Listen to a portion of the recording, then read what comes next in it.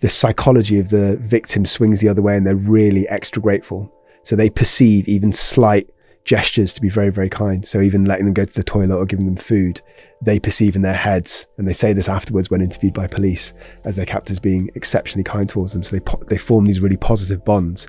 Hello, cruel world. My name is Dr. Sohom Das. I'm a consultant forensic psychiatrist. I assess mentally disordered offenders for a living so that you don't have to. You're about to watch a clip of me being a guest on my boy Shaun Attwood's YouTube channel. Quick shout out to Shaun. And when I was a guest, I discussed a number of cases. Some of these were like high profile cases, many of which I'm sure you've heard of if you're a true crime fan. And I also talked about my own cases, so patients that I personally assessed, acting as an expert witness for criminal court. I anonymise my patients, always change their names, demographic details, out of respect for not just the patients, but more importantly, the victims and their families. So sit back, relax, I hope you enjoy it, and I'll catch you after the clip. What is Stockholm Syndrome? Oh, yes. So, Stockholm Syndrome, I'm glad you asked. It's actually, so it's very rare, it's the first thing I'd say. It happens in about 5% of all kind of kidnap scenarios. So it is when the victim identifies with the captor. So it can either be very positive feelings, sometimes romantic feelings, but crucially, they also buy into their ideology as well. And it lasts much, much longer beyond the actual kidnapping event itself. So what happens is the psychological theory behind it, and it is all theoretical because this happens so rarely that it's quite hard to kind of study it in detail. But the theory is that when the victim is in a situation where they're genuinely in fear of their life for a prolonged period of time, could be days, could be weeks, and they believe they're going to die, and if the captor is deliberating about whether to kill them or not, then when the captor changes their mind and allows them to live, they kind of the psychology of the victim swings the other way and they're really extra grateful. So they perceive even slight gestures to be very, very kind. So even letting them go to the toilet or giving them food, they perceive in their heads, and they say this afterwards when interviewed by police, as their captors being exceptionally kind towards them. So they form these really positive bonds, and they don't want anything to break those bonds. So if anything threatens that bond, like the police, like judges and the court system, they actually act against the system to try and protect their captors. So that might involve like lying on behalf of them in court cases. So Patty certainly defended some of her captors as well. So was that her defence then, that she had Stockholm Syndrome? I don't think it was used as a formal defence, but it was certainly one of the mitigating But it was used, this case was used as the main example of that. Yeah. But I sat between her and a journalist who had covered this case, and he had totally the opposite view and said that this woman's making it all up. So are they usually romantically involved in these cases? I wouldn't say it usually happens, but it certainly does happen sometimes. Yeah. So the victim will have romantic feelings towards the captor, even if the captor's not interested, and even if it's months or years later. So it's very strange. So in the shootouts then she was involved in, were people murdered as a consequence of her bullets? Was that traceable, or how did she get charged with? What was she charged with? So properly? you might know. I can't remember.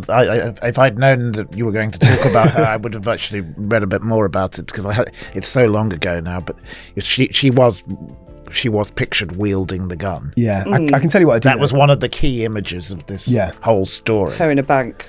Her with a gun going. So I can tell you what I do know. So she was captured allegedly captured in February 1974. She was released in April. And that same month in April, as Matthew was saying, she was involved in this bank robbery, and there are images of her sort of shouting, swearing at people, shooting guns up in the air.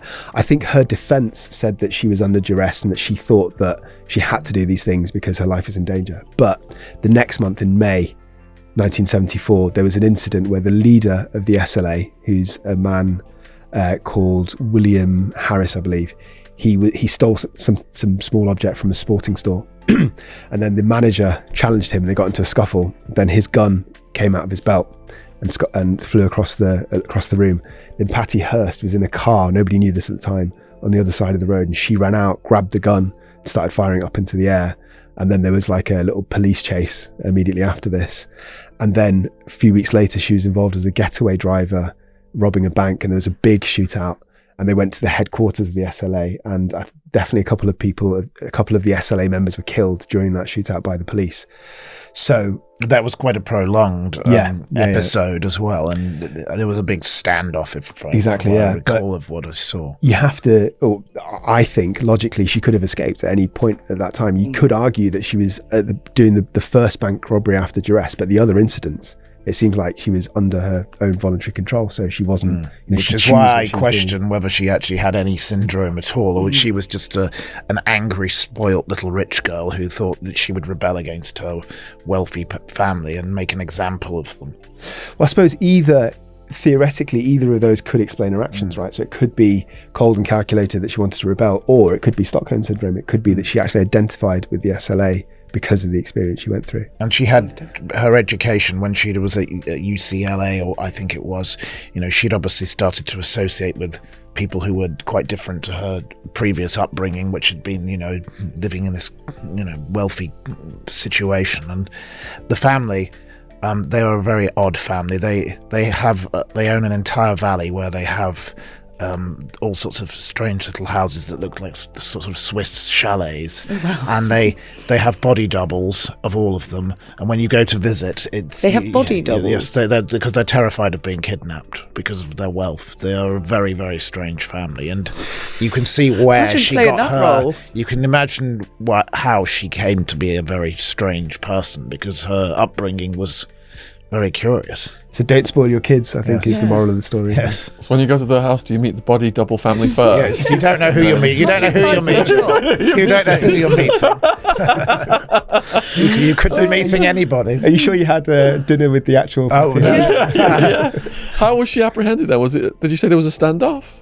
I'm not sure how they actually did they arrest her at that house. I think that's probably where she was probably arrested. I'm not fully sure, to be honest. I do know there was a series of crimes and that she was wanted. Yes, there was a big standoff, and I think they must have been during that, but I may be wrong. And her parents had taken her back in. The family are very dysfunctional people, and there's a lot of very dysfunctional families in that part of the world. There's so much money there, and she's an actress. We forgot to mention that. So she's been in films with like Johnny Depp, and then she married. Really? And she married films her bodyguard. with Johnny Depp. Did you say? Yeah, she's been in a film with Johnny Depp. And married the bodyguard. Yeah. Do you know what film it is? Crybaby, I believe, is the name of the film with Johnny Depp. I think. I'm not 100% sure. Yes, London Nail Bomber being our last one today. Okay, London Nail Bomber, is another interesting case. So I did a series of high-profile ex-patients of Broadmoor, and he's one of them. Although, as I'll come to, I don't think his time in Broadmoor is actually really that significant to the whole thing.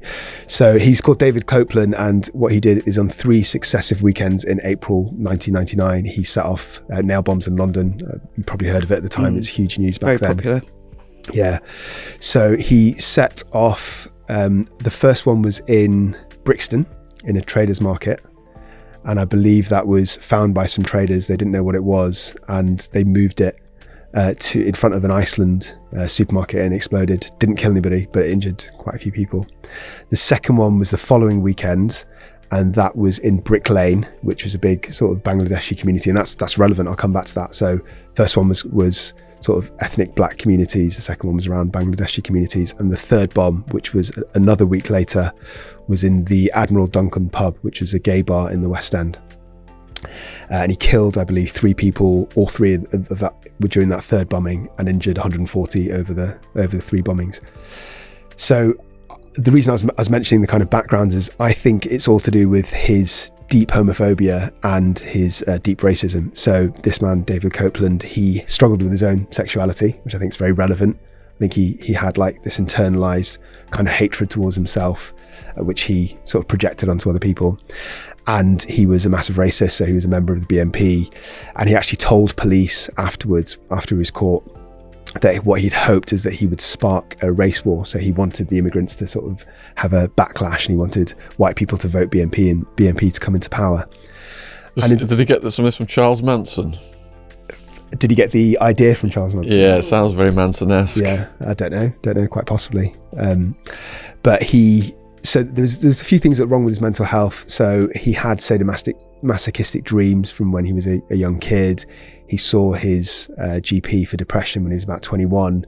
So I think there's so many things that are kind of brought into the mix. I don't think his upbringing was actually that bad. There weren't any particular issues, but his inferiority complex, his uncertainty about his sexuality, he struggled to get a job, which he blamed on immigrants, which sparked off his sort of racism. As I said, he identified with, and I think was a member of the BNP. Throw into all of that, you get some depression. He was also using drugs and alcohol. So he did what he did. And then he went to Broadmoor, where he was diagnosed with schizophrenia. But crucially, even though he went to Broadmoor, it was like pre-remand. So he wasn't there for long-term treatment. He wasn't on like a long-term hospital order. He was just there for a remand section. And he was overheard saying to one of his mates on the phone that he's going to fool the system. They'll think that I'm crazy. I'm pretending to be crazy, and I'll get let off with like a short term in Broadmoor, and I'll be released on the streets. But nobody believed that. So even though he got diagnosed with schizophrenia, he wasn't found to have any sort of psychiatric defense. So he was thought to be criminally culpable. So he ended up in prison. Just a very hateful person. Yeah. And because of his own failings, he blamed other people. Yeah. And then absolutely. That was why he took out his anger, I guess. Yeah. And he got a life sentence with a minimum tariff of 50 years. So that's a really significant sentence. And it actually got extended. So he attacked another inmate in June 2019, I believe, with a shiv in prison. And so he got 3 years added on to his sentence. So do you have to see this then where people are fearful of their sexual orientation and they commit crimes against that group? Yeah. Like, didn't Nielsen have elements of this, Dennis Nielsen? Yeah, I believe so. Yeah. I do see it sometimes in my patient groups, but not that often, because it's usually driven by some sort of psychotic. So I hope you enjoyed it. I hope you find that all interesting. If you're interested in true crime and mental illness, or the crossover between the two, then you have to check out the other videos on my channel, A Psych for Sore Minds. I cover a whole range, a smorgasbord of cases and topics, similar to what I did on Shaun's channel, but a few different ones. Again, you've probably heard of some of them. And I also talk about more general issues. So I talk about individual diagnoses, I talk about working with psychopaths, I talk about mental illness and gangs, I talk about, what else? Oh yeah, polygraphs, lie detectors, how to beat one. I talk about nature versus nurture when it comes to murdering and violence. I talk about the psychoanalysis of stalking. I talk about domestic violence. What I'm trying to say is that there's something for everybody on my channel. Go check it out, go subscribe, and hit me up in the comments section. Enjoy. Oh, and also, I've almost forgot myself to say, please do not forget, I love you.